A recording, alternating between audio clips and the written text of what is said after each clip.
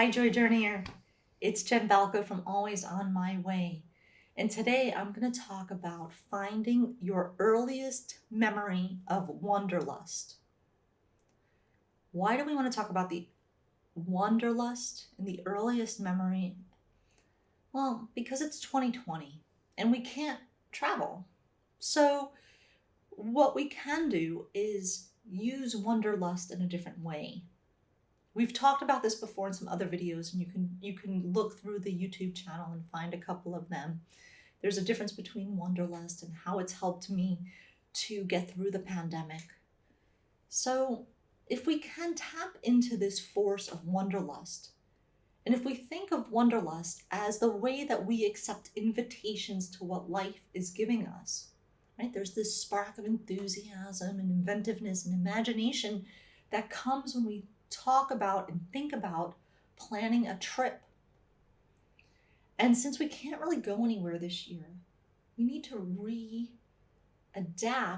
this energy into something that keeps us open to the invitations that life is offering us right now. In the 21st century, we're going to have a lot of changes after this pandemic.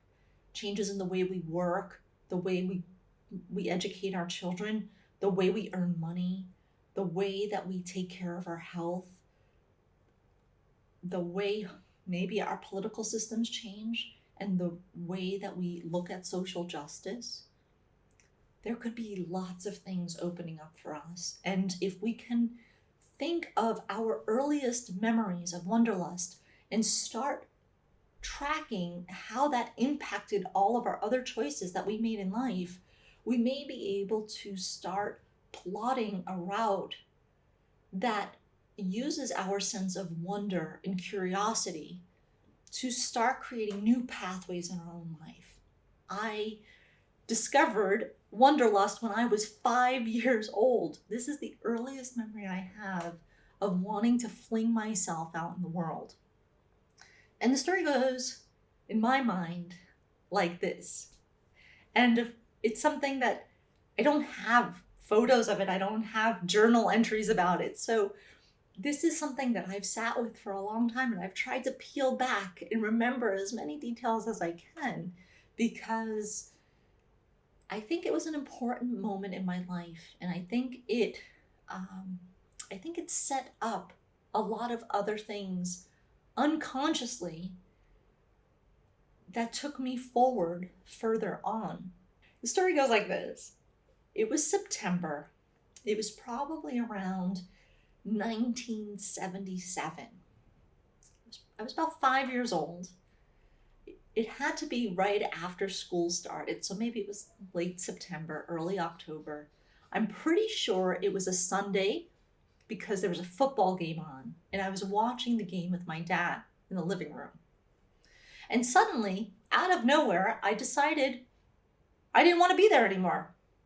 So I got up, went upstairs, I pulled out my Barbie doll suitcase, unpacked my Barbie dolls, left all of that stuff behind.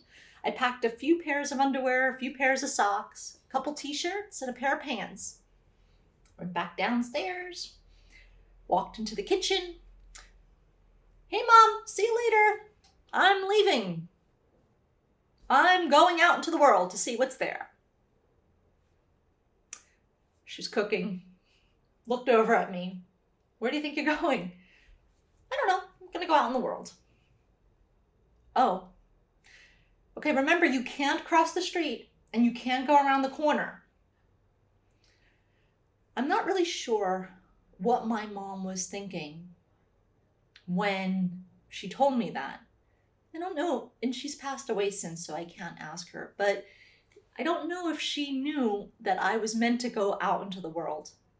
But of course she told me what she had to tell me because I was 5. I wasn't really allowed to walk out by myself, and I wasn't really allowed to cross the street into the big boulevard, and I wasn't allowed to go around the corner. She gave me some wisdom and then sent me off. I walked into the living room and said, all right, Dad, see you later. Going for a walk, going out to see the world. I'm sure he didn't think twice about it. He kind of just waved and said, all right, have fun. See you later. So off I went with my little Barbie doll, my bubblegum pink Barbie doll suitcase with the little black handle, and it had a button thing. It had the Barbie doll thing and logos all over the place. Walking down the street with my suitcase. And then I got to the stop sign. I got to the corner. And that was my first big intersection in life. I'm sure of it. I'm sure this was my big meditative moment as a 5-year-old. I was not allowed to cross the street, and I wasn't allowed to go around the corner. Even if I could cross the street, if I was able to go either cross the street and straight, I would eventually end up at a big road where a lot of traffic and trucks went. Two or three streets later, I would have ended up there anyway. If I would have been able to go left and cross the street, I would have ended up at a dead end. I knew that. I had been there with my parents before walking in the neighborhood, so I knew what was in those directions. If I turned the corner, I would end up on a boulevard with 4 lanes of traffic, and there's no way that I would be able to go further than that anyway. So I put down my suitcase, leaned up, I sat down on the curb, leaned up against the stop sign, sat there looking at my sneakers, feeling sorry for myself, feeling like, oh man, I had all these plans. I wanted to go out into the world and I can't go anywhere. I'm not allowed to cross the street. I'm not allowed to go around the corner. Where the heck am I going to go? So I sat there for a few minutes. I kind of weighed my options. And I could tell it was getting a little dark. The sun was starting to fall down just behind the houses across the street. And I thought, well, it's getting dark. It's almost dinner time. So what else am I going to do? Like, what am I going to do? I can't go anywhere. And this is funny. Like, this is how I feel now in 2020. Like, I get to the corner and I feel like during confinement, there was nowhere else to go. Like, I could only go to the corner and couldn't get any further. So I picked up my Barbie doll suitcase and I walked home and I had dinner. My dad didn't think anything of it. He just thought I was sitting on the porch anyway. But I'm pretty sure my mom thought that I would try to get further. I have a feeling that she came out afterwards and stood in front of the driveway just to see where I would go and to make sure that I was safe to get there and to come home safely. And I think that because as I turned and went sort of back home, I thought I saw her running up the stairs. But I'm not really sure about that. I'm not sure if that's just something I've added into my memory. But I have this vague idea that I was really protected when I set out on that journey. That was my first encounter, or was the earliest encounter that I can remember with wanderlust. And I think subconsciously it has always been there. And when I feel like I want to go out into the world, I remember that feeling. I feel the excitement of packing up my Barbie doll my Barbie doll suitcase with my underwear and socks. Like, how did I remember to do that? Like, how did I know to do that when I was 5? I hadn't really traveled before. So memories like this, in a year when travel still feels really far away, this feels like special ways that we can stay connected to our deeper longing to be out in the world.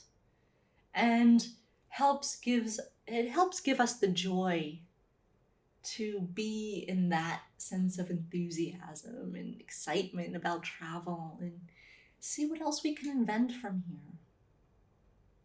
Do you remember the first time that wanderlust sparked an impulse in you to go explore and discover something about yourself, to go out and see the world? Think about it.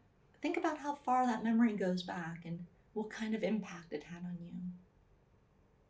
Feel free to share anything you learn in the comments, and let's see what happens next. See you soon, Joy Journeyer. Thanks for joining us. Take good care.